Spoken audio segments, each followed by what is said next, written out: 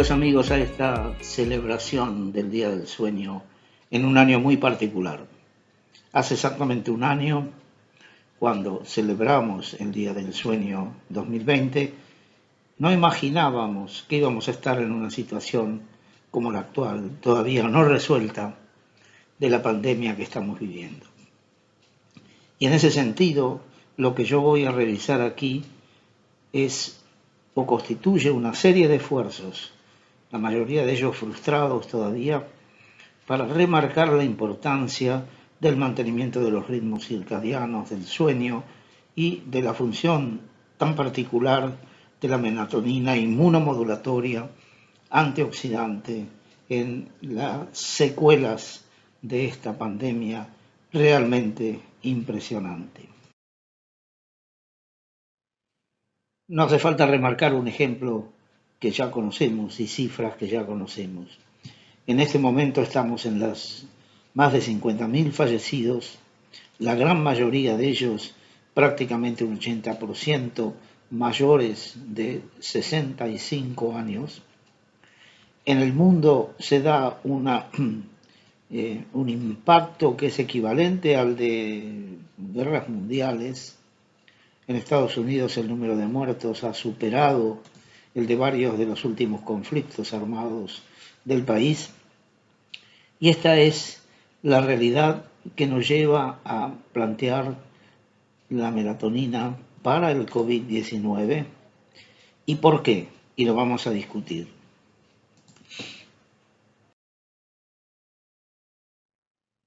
Nuestro argumento de una serie de documentos que produjimos hace prácticamente un año era motivar a las autoridades a través de vías que existen, por ejemplo en el ANMAT, productos especiales que incluyen la autorización provisoria para condiciones de alto riesgo, y esto bajo un programa de control clínico estricto.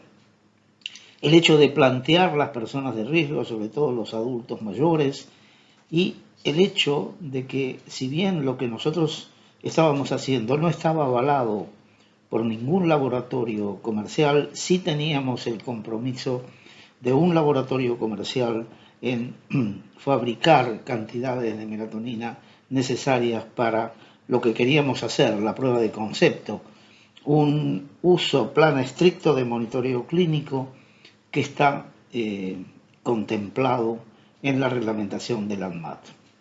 Con estos argumentos estuvimos, además de llegar al ministro y al Ministerio de Salud, llegamos al Ministerio de Salud también de la Ciudad de Buenos Aires sin éxito y llegamos también al CONICET sin motivar el interés en este planteo que hacíamos.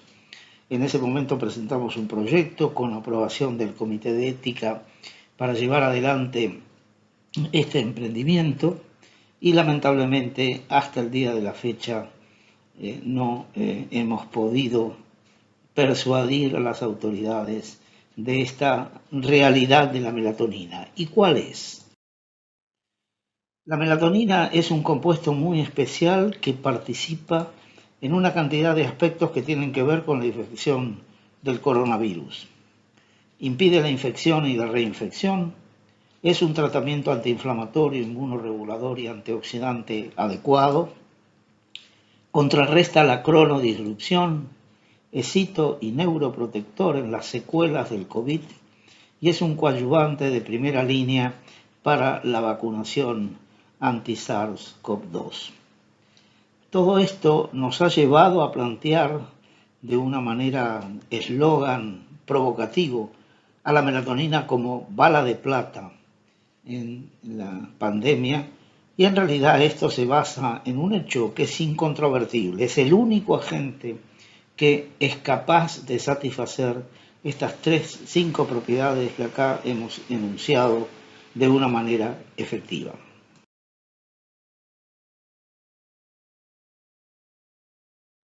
Veamos cómo es esto. En cuanto a la infección y a la reinfección, hay estudios bastante claros in vitro que indican que la melatonina tiene las propiedades de interaccionar con proteínas clave del coronavirus y de bloquear su entrada a la célula de manera efectiva. Esto además se inserta en una importante acumulación de trabajos ya de varios años que indican que la melatonina es un agente antiviral eficaz reduciendo la carga viral.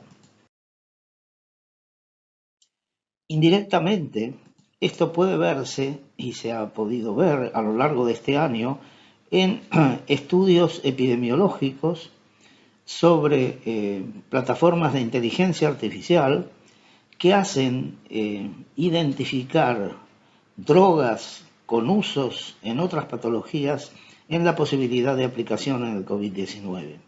Y la melatonina sistemáticamente en estos estudios ha estado en primer lugar indicando la posibilidad, cuando uno toma como parámetro el test positivo de coronavirus, la posibilidad de estar bloqueando la carga viral, bloqueando la infección en ese paso.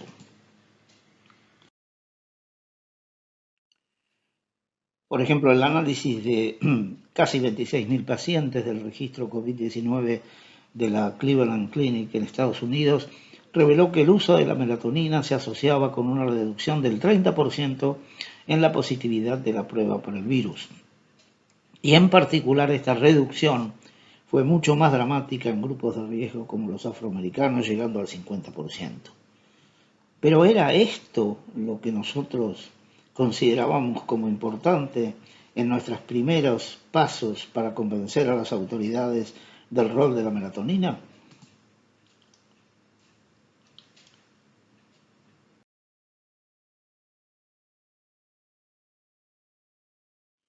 Evidentemente no. Lo que nosotros queríamos era persuadir sobre el hecho que la melatonina es un muy poderoso antioxidante, un muy poderoso inmunoregulador y antiinflamatorio, y que esto explica el hecho de que ha sido mantenida celosamente en la evolución desde el desarrollo de la respiración aeróbica en todas las especies, tanto animales como vegetales.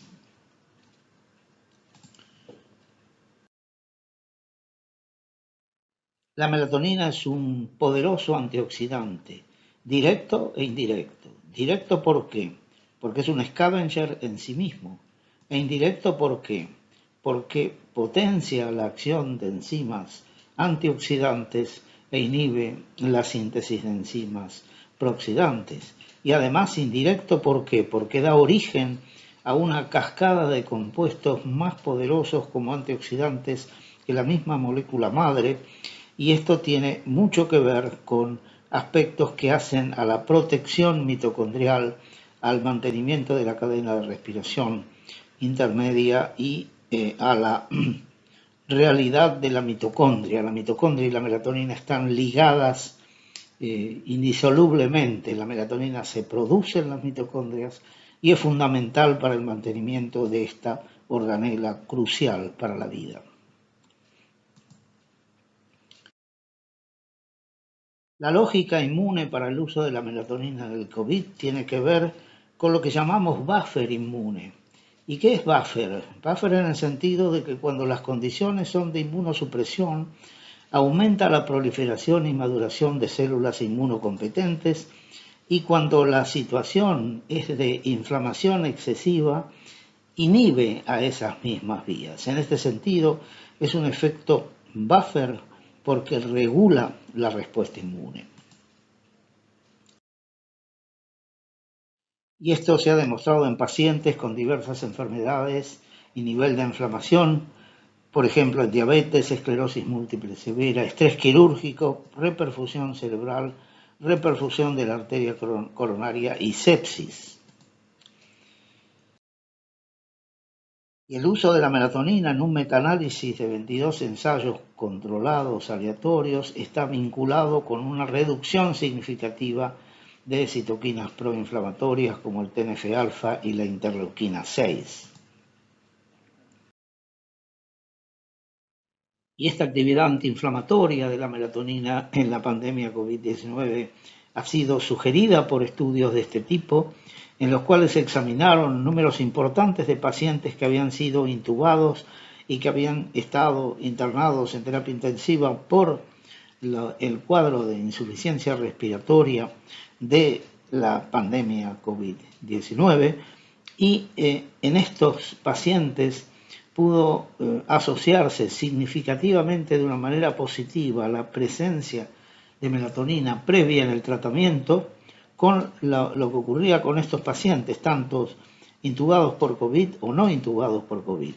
Y en el caso de aquellos pacientes incubados por COVID, el subgrupo de estos pacientes mostraba una asociación fuertemente significativa. Cuanto más melatonina había tomado previamente ese paciente, más rápidamente cursaba este cuadro de gravedad de la enfermedad.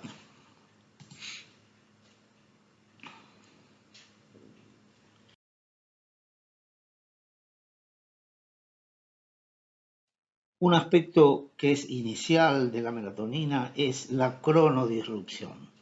La melatonina es un cronobiótico y su uso generalizado en medicina del sueño está basado justamente en esta propiedad. Y este hecho de cronobiótico juega de una manera muy importante en el cuadro del paciente que está internado en terapia intensiva, donde hay alteraciones del sueño, hay agitación, hay dolor, hay un uso exagerado de sedantes y hay delirio. El delirio está lejos de ser un hecho transitorio en terapia intensiva, está vinculado de manera muy directa con la demencia. Por ejemplo, es típico en pacientes graves internados en terapia intensiva, más del 30% presentan estos episodios de confusión transitoria o delirio, pero es muchísimo más marcado en los pacientes que están internados por COVID-19. Y el hecho es que esto está vinculado indisolublemente con el deterioro cognitivo.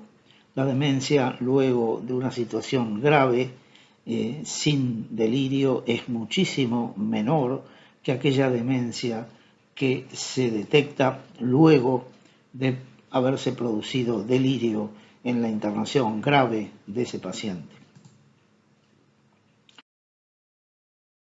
Y la melatonina es un cronobiótico porque, lo sabemos, aumenta la calidad del sueño y por otro lado, con la luz en la mañana, constituye este recurso que hemos insistido en muchas oportunidades con respecto a esto de mantenimiento de los ritmos circadianos en nuestros pacientes, tanto agudos como graves.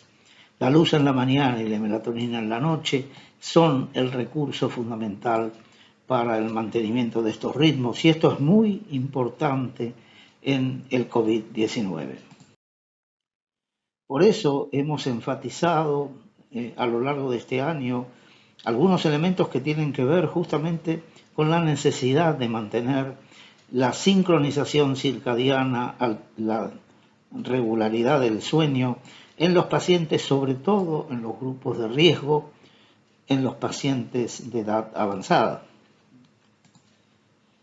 Y planteábamos que la cronoterapia restablece el sistema circadiano y el sueño vigilia de manera adecuada en esos pacientes, y esto se da muchas veces independientemente de la dosis de melatonina que usemos, siempre que la administremos en horas de la tarde. Y este gráfico que yo he construido acá, lo que persigue es indicar que en condiciones normales, sin melatonina, lo que tiene actividad cronobiótica es el delta que se da en distintos momentos del día, con, por supuesto, el máximo en la noche, de la secreción de melatonina endógena. Cuando administramos melatonina de manera adecuada, la liberación rápida de melatonina en horas de la tarde, seguimos manteniendo una señal cronobiótica que es de mucha importancia y trascendencia hacerlo, porque si administramos melatonina de forma continua, lo que perdemos es este efecto importantísimo cronobiótico de la molécula.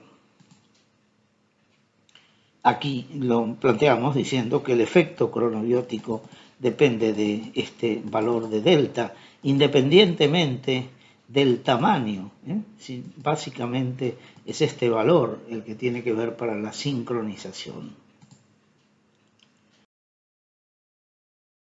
Y no es entonces ilógico que se hayan presentado muchos resultados en relación a la pandemia COVID-19 de la asociación de pobre sueño con una mala recuperación de la respuesta inmune, por ejemplo, en este estudio de cohorte, donde distintos aspectos del conteo de linfocitos, la relación linfocitos neutrófilos, etcétera, están afectados por el pobre sueño de manera significativa.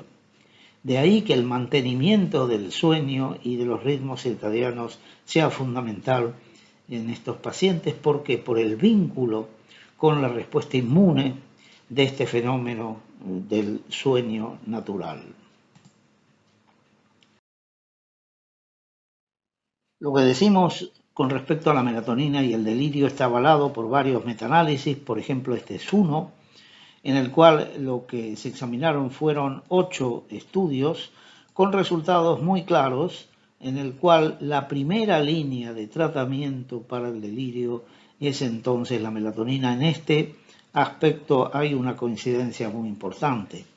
Y esto es lo que plantea la relevancia cuando uno está entonces ante pacientes internados ya por COVID-19 y en el grupo de riesgo que puede llegar a la unidad de terapia intensiva y a la respiración asistida, tener en cuenta este hecho de mantenimiento de los ritmos circadianos y control del delirio por melatonina.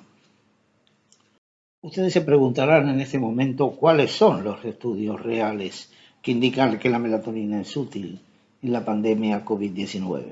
No hay muchos. Este es el primero que se publicó, una serie de casos en un hospital de Manila, Filipinas, en las cuales se usó alta concentración de melatonina, la que nosotros pretendíamos usar en nuestra prueba de concepto fallida hasta este momento, y estas cantidades de melatonina fueron efectivas en el tratamiento de este grupo de pacientes.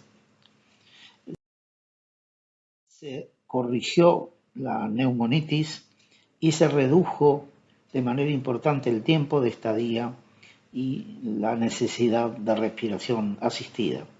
Esta fue una serie de pacientes muy pequeña, 11 pacientes, pero fue la primera documentación que tuvimos en este sentido.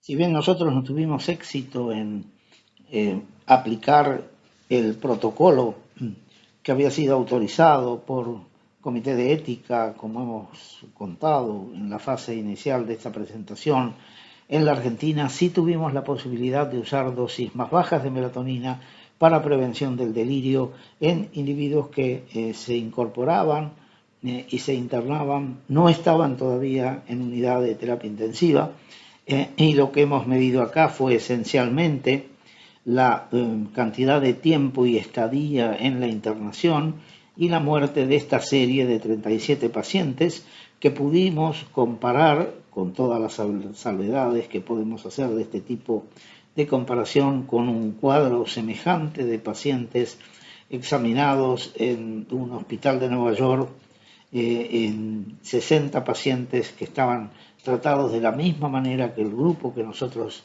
hemos visto, y aquí los resultados eran significativamente peores, como puede verse, casi el doble de tiempo de estadía en terapia intensiva y un número bastante mayor de muertos, aunque no alcanzó a significación en este caso.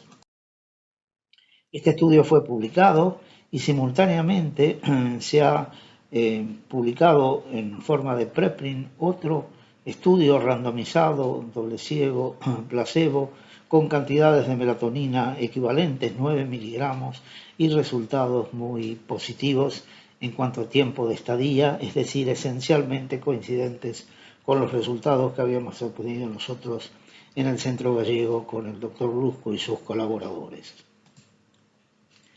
Y puede verse aquí, estos pacientes fueron 24 pacientes COVID, 20 pacientes controles, COVID también, y comparado con esto, la respuesta inflamatoria y la participación pulmonar fue mejorada por la melatonina y el tiempo de descarga de pacientes, el tiempo de alta de los pacientes también fue mucho menor con melatonina que con el grupo que no recibía melatonina.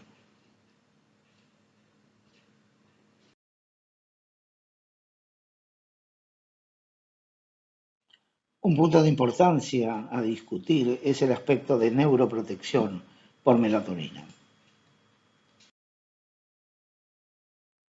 ¿Y neuroprotección por qué? Por el COVID-19 tiene secuelas neurológicas y psiquiátricas tanto agudas como crónicas. Y esto preocupa mucho, sobre todo por las secuelas de tipo astenia y niebla cerebral que en algunas estadísticas llega al 30%. Esa niebla cerebral está bastante vinculada al daño cognitivo mínimo y en realidad se ha publicado evidencia que aquellos pacientes en terapia intensiva tenían modificación neurocognitiva equivalente a un envejecimiento cercano a 10 años de su cerebro.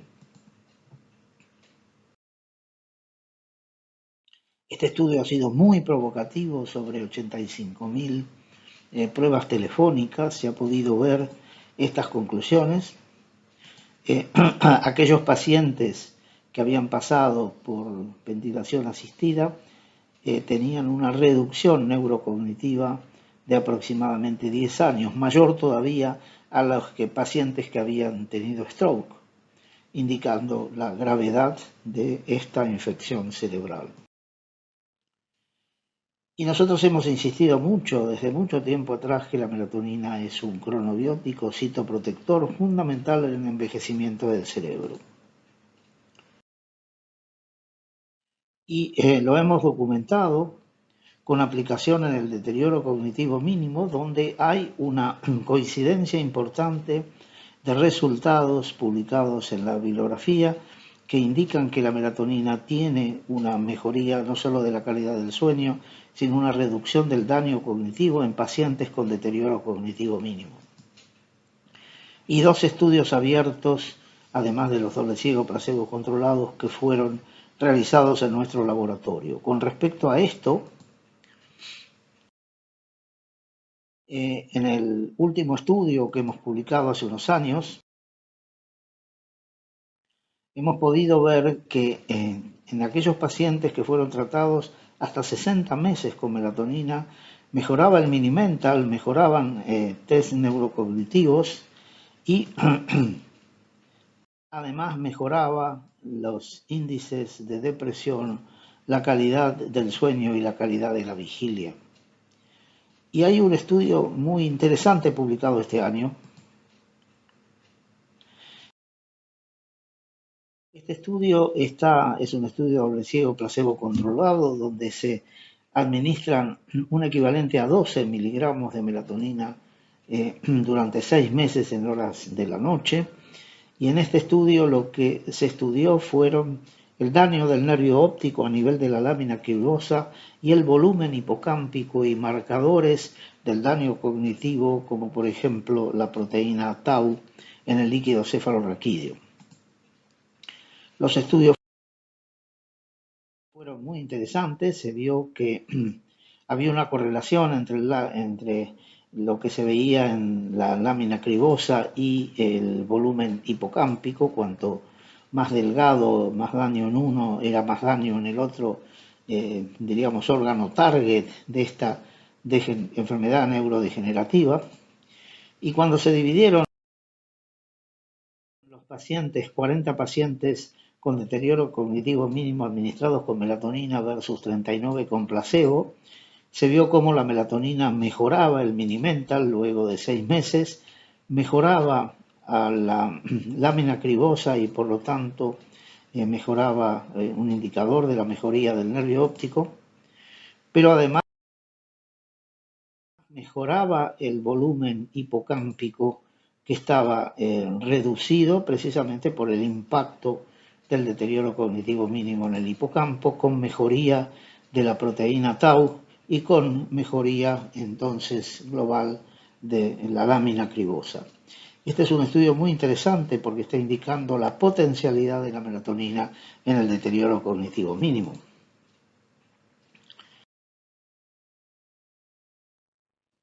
Y un cuadro neurológico crónico muy importante es la fatiga crónica en los pacientes con síndrome post-COVID. Este es un cuadro bastante incapacitante y además recidivante y preocupa en sobremanera. Es de interés que hay una cantidad de aspectos que tienen que ver con la posibilidad de enfocar el tratamiento a través del uso de distintos compuestos, por ejemplo, curcumina, N-acetilcisteína, coenzima Q, y la melatonina está entre medio de estas sugerencias. Y lo que es interesante es que la melatonina satisface prácticamente la corrección de todos los aspectos que tienen que ver con la fatiga crónica, que están enumerados en esta diapositiva. Prácticamente ninguno de ellos escapa a la posibilidad de acción de la melatonina.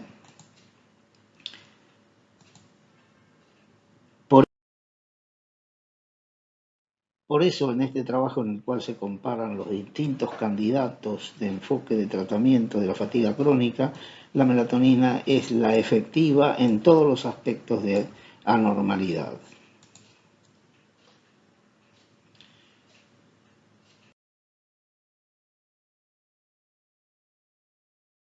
Y por último, la vacunación. La melatonina ha demostrado ser efectiva en aumentar el título de anticuerpos en una cantidad de vacunas. Y esto lo hace por aumentando las células TCD4 y las células B que expresan inmunoglobulina gamma, la producción de IL-2 y su uso en vacunas anti-SARS puede potenciar el tipo de inmunidad que es más eficaz contra el virus. Y en ese sentido, en nuestro laboratorio hemos trabajado mucho en identificar años atrás cuál es el target linfocitario que responde a la melatonina y son los linfocitos de tipo T, T helper, lo cual es coherente con su actividad potencial coadyuvante en la vacuna. Pero, sin embargo, y es un aspecto muy importante no discutido con las vacunas, es la diferencia entre efectividad y eficacia. En realidad, la eficacia de la vacuna tiene que ver con las medidas controladas en experimentos doble ciego placebo controlados de fase 2. La efectividad de la vacuna es la de fase 4, la que tiene que ver con la población general, la efectiva, la verdadera, y hay una diferencia muy grande, por ejemplo, en la influenza, entre una y otra. Esto no se discute en caso de la vacunación con COVID y eso es muy importante puntualizarlo. Y uno de los motivos de la diferencia entre eficacia y efectividad es la calidad de sueño. Esto ha sido demostrado recientemente en un estudio en el cual se ha correlacionado calidad de sueño con título de anticuerpos en la vacunación antiinfluenza y se ha visto que es el sueño de las 2 noches previas a la vacunación el que predice mejor el título de anticuerpos más tarde. Por eso hemos planteado la urgente necesidad del uso de la melatonina en la pandemia en vista del tema de la vacunación. Por eso recomendamos dosis de 10 miligramos en horas vespertinas desde 2 semanas antes hasta al menos 4 semanas después de la vacunación. Y este ha sido, diríamos, el último punto que quería destacar de la eficacia de la melatonina. Muchas gracias por su atención.